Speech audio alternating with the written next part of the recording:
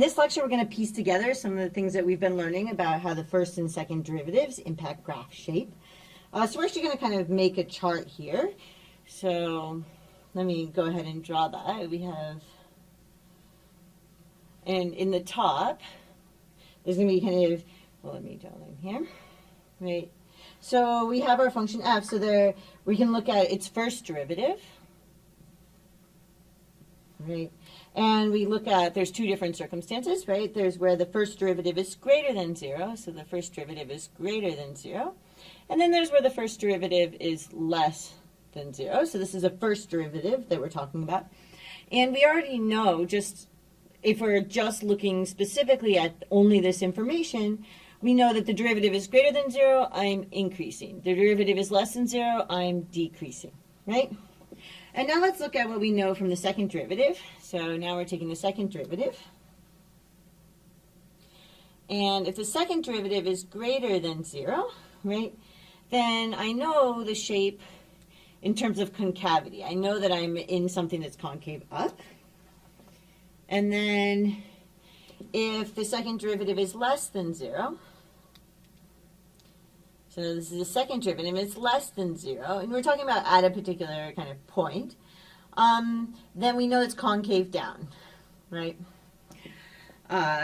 Concave down, why the frown? Concave up has to come, concave down, why the frown? So now we have that, so what happens if we're increasing, like what portion of this concave up shape is increasing? So we know that we're actually on the second part, right? We know that we're like this.